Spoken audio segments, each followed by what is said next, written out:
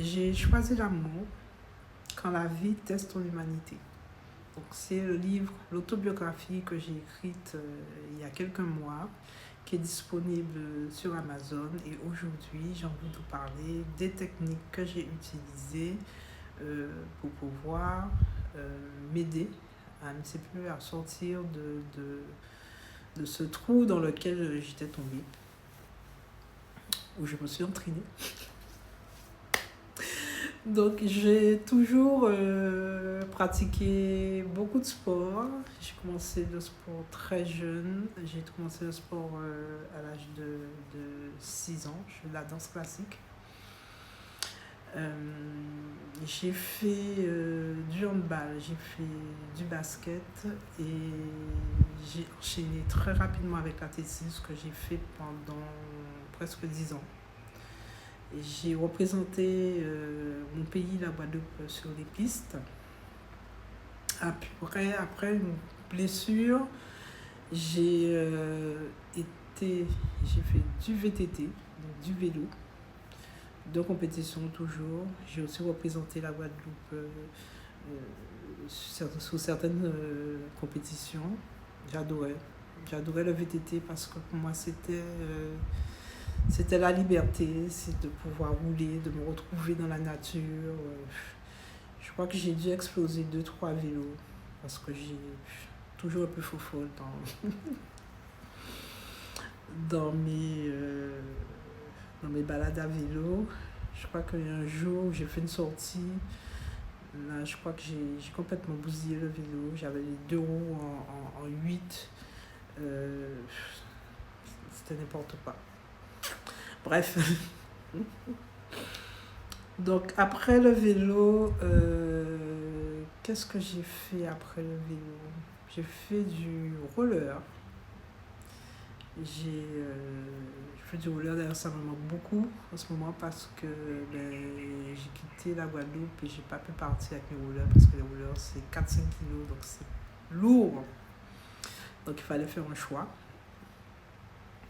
J'ai beaucoup couru. Alors pour les rollers, toujours dans mes petits moments de folie, j'ai fait les 24 heures du Mans à roller. Donc là c'était sur un coup de tête. Donc j'ai rencontré quelqu'un qui me voyait faire du roller et qui m'a demandé mais tu fais du roller, mais moi aussi ça fait plus de 10 ans que j'en fais et tout et je fais même les 24 heures du Mans. J'ai dit quoi? Je veux faire ça. Donc en un mois, préparation en un mois, je crois que je devais perdre 5-6 kilos, j'ai perdu 6 kilos, je suis partie pour le Mans. J'ai passé, je crois, 4 ou 5 jours en France pour pouvoir faire les 24 heures. C'était la folie. Plus de 16 000 personnes sur le site, une ambiance de folie, c'était agréable, les gens étaient super posés.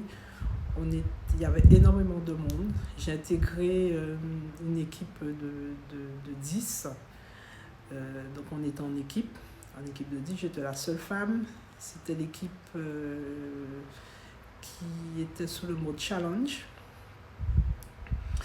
Donc ça a été pendant 24 heures. On a tourné pendant 24 heures. Il faisait extrêmement froid. Je crois qu'on est descendu à 2 degrés. Je n'étais pas équipée, donc j'avais 4 couches de vêtements.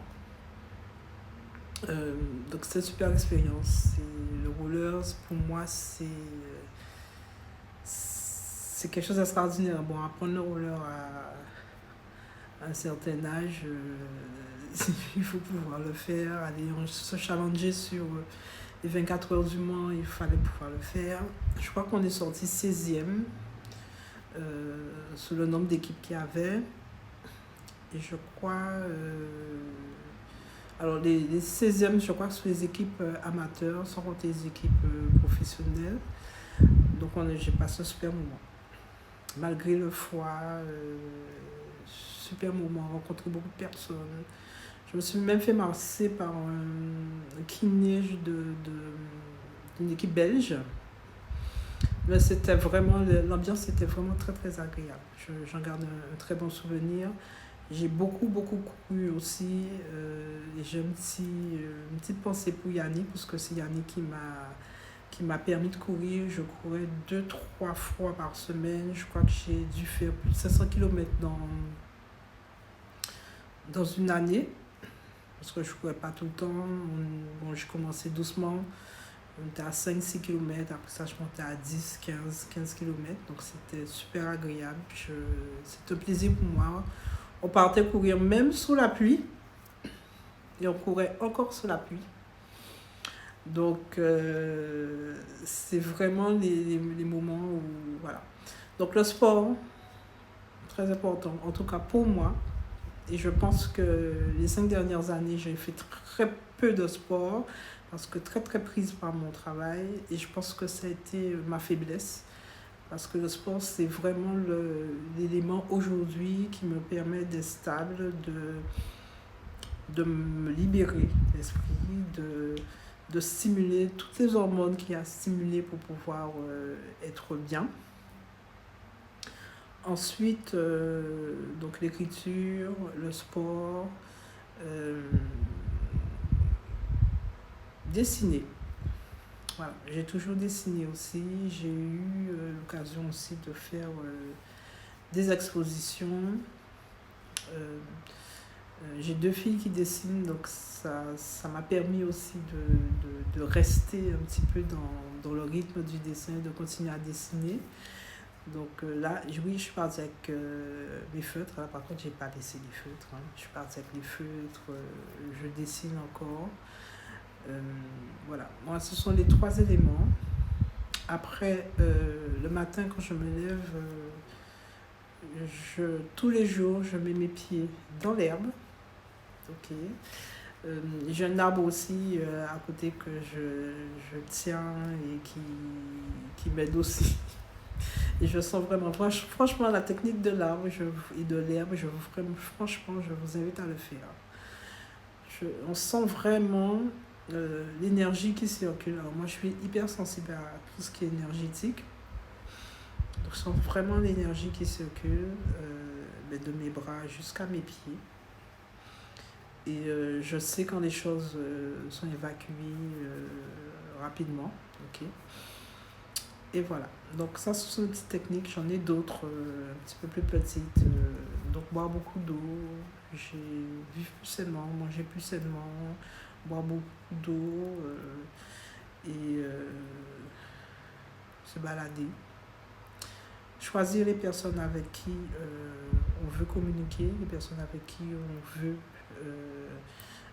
passer des moments. Quand on n'est pas obligé, non. On n'est pas obligé de côtoyer les personnes sous prétexte qu'elles veulent nous côtoyer, alors qu'énergétiquement, on ne sent pas les personnes. Il faut juste apprendre à dire non. Il y a des techniques pour apprendre à dire non. Il y a des façons de dire non.